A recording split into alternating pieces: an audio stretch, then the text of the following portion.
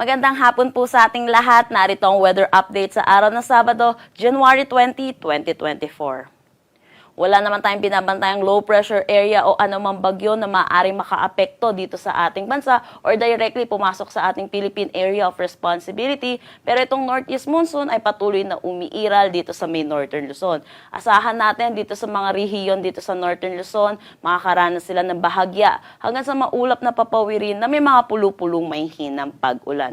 For Metro Manila at nalalabing bahagi ng ating bansa, asahan naman natin ang generally fair weather na may mga tsansa pa rin ng localized thunderstorm lalo na sa hapon at sa gabi. Dako tayo sa magiging panahon ng bansa natin bukas, asahan natin itong Northern Luzon ay patuloy na maapektuhan pa rin ng northeast monsoon or ng hanging amihan. Asahan natin ang light to moderate na mga pag-ulan. Samantala, sa nalalabing bahagi ay asahan natin na magiging maaliwalas ang panahon. For Metro Manila, maglalaro ang temperatura between 23 to 31 degrees Celsius, Lawag 22 to 30 degrees Celsius, Tugigaraw 21 to 30 degrees Celsius. For Baguio, 14 to 24 degrees Celsius, Tagaytay 22 to 29 at Legazpi 24 to 31 degrees Celsius. Yung eastern section ng Mindanao ay makakaranas ng maulap na panahon na may mga kalat-kalat na pag-ulan dulot nitong trough ng low pressure area na nasa labas ng ating Philippine Area of Responsibility. Ito na may malabo ang tsansa na pumasok mismo ng ating bansa at ito specifically nandito sa may Indonesia. Yung trough or yung extension nito ang nakakaapekto dito sa eastern section ng Mindanao. Samantala, for Palawan, Visayas at nalalabing bahagi ng Mindanao, asahan naman natin na magiging maaliwalas ang ating panahon. Ang temperatura dito sa Calayan Islands at Puerto Princesa maglalaro between 24 to 32 degrees Celsius, Iloilo 26 to 32, Cebu 26 to 32 degrees Celsius, Tacloban 25 to 31 degrees Celsius.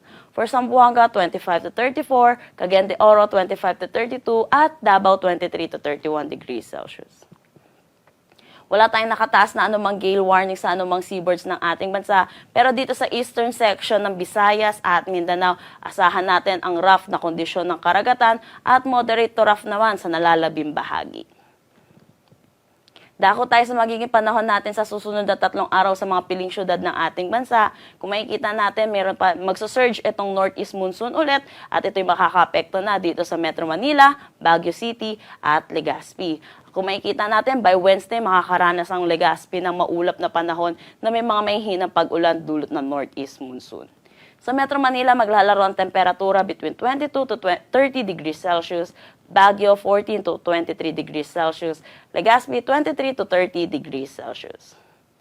For Metro Cebu, Iloilo City at Tacloban, generally fair weather ang kanilang panahon by Monday, pero magkakaroon tayo ng surge ng northeast monsoon by Tuesday at Wednesday, kaya makakaranas sila ng bahagya hanggang sa maulap na papawirin na may mga pulu-pulong may hinang pag-ulan.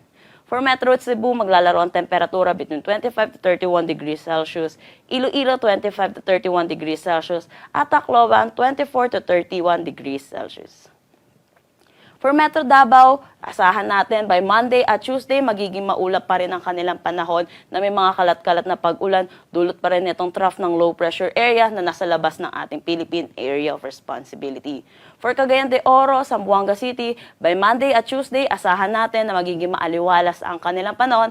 Pero by Wednesday, asahan yung surge ng northeast monsoon at ito'y makakapekto na sa ating buong bansa. Kaya kung makikita natin, makakaranas ang Metro Davao, Cagayan de Oro City at Zamboanga City ng bahagya hanggang sa maulap na papawirin na may mga pulu-pulong mahihinang pag-ulan by Wednesday. Ang temperatura dito sa Davao maglalaro between 23 to 31 degrees Celsius, Cagayan de Oro 24 to 31, Zamboanga 24 to 33 degrees Celsius.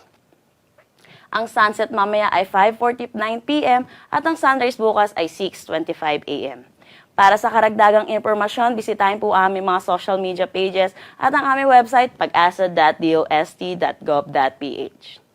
At yan po muna ang latest dito sa Pag-asa Weather Forecasting Center. Chanel Dominguez po at magandang hapon.